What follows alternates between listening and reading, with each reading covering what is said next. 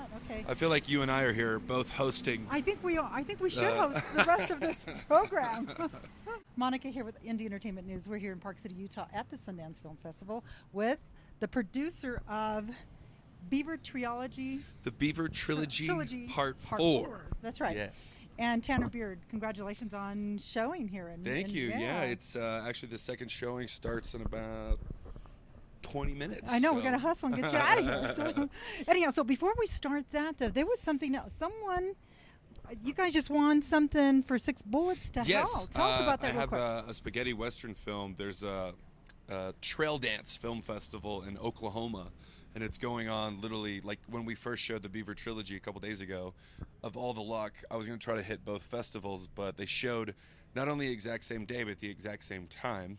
Wow. So really? I had to kind of choose. Yeah, I was like, you know what though, this is kind of cool when you could say you have like two films, two separate festivals, and like they're both showing at the exact same time. That's amazing. Like, where do I go? I know. So fortunately, some of the actors got to go up to the one in Oklahoma, and I obviously wanted to stay here. It's Sundance. I love Sundance.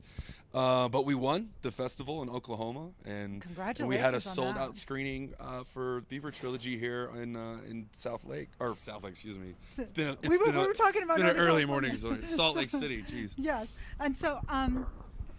So tell us real quick about the Beaver Trilogy.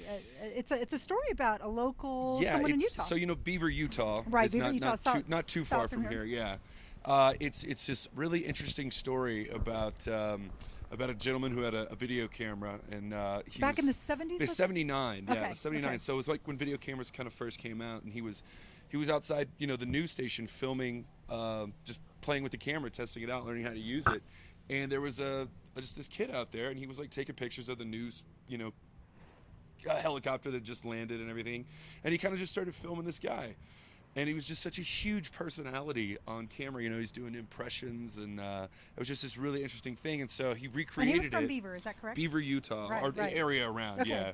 And so he wanted to recreate what he had filmed with this guy, and so he did it with Sean Penn in one of his first acting roles very early on. And so that was like the second one. And so the third one was he did it again with Crispin Glover right before the Back to the Future days in the mid-'80s. And so that was like the Beaver Trilogy was recreating this actual footage of this gentleman named Groovin' Gary. And it became kind of like a very cultish, weird, cool, beguiling thing here in Utah. And so this is the documentary about the whole story. So it's actually got a lot of history. I think there's even in the museum down there's a little piece on Groovin' Gary down there. So it's really cool for Sundance. Sundance, like #2, I think, is featured in it, and like it's cool Utah history. So. Yeah. So what fascinated you about this story? My good friend Kelly Williams, who we had a film here with last year called Hellion. That's right. Congratulations on Hellion. Thank you. I appreciate it. Yeah. And so he just came to me, and he's like, we both kind of have an eclectic, taste, I guess. And he's like, hey, check this out. It's, we're looking to like finish it up. There's a dragon or something out there. Yeah, don't mind the dragon. But anyway, so we, he took it to me, and through Silver Sail Entertainment, the production company that he and I have been working with, we were just able to kind of like finish it, and we got Bill Hader to come on and narrate, which is really? I'm a huge fan of his ever since Saturday Night Live, and so it was just a really cool piece, and I just was really happy to be a part of it.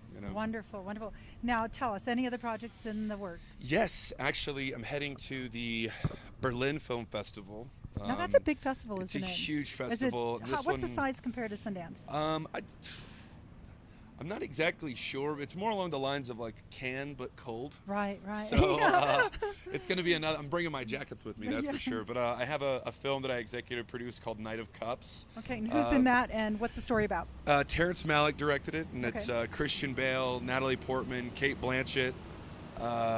Very, very awesome film, and I couldn't be happier to be a part of it, for one, but to see it. I haven't got to see the finished film. Mr. Malick's very, particular on getting it done, and when it's ready, it'll be shown. Hence, like, why I'm so excited to go to Berlin to like actually sit down in a theater as a fan, of your own film. Yeah, and just watch it and That's be good. like, wow, I'm more excited to see it probably than anybody. So Wow, well, that's exciting. And then, so when is that? that is the 8th of February. Okay, so come, yeah, it's right after in this. Berlin, yeah. Germany. Yeah, that will Because a lot of show people that. leave right after this and go right into. I'm going right to the Super Bowl. Oh, okay. And I'm going to You're meet gonna up. pit stop. I'm going to meet up with my pals and then go back home and pack for a day or two. Maybe try to sleep because I've been getting Yes. very little here I in Park bet. City, and then head over across the pond. So Well, congratulations, Tanner. You are a young man, and a lot of success for a young man. Congratulations. I appreciate it. Thank you. Yeah, Thank you. Thank you Thank so you. much.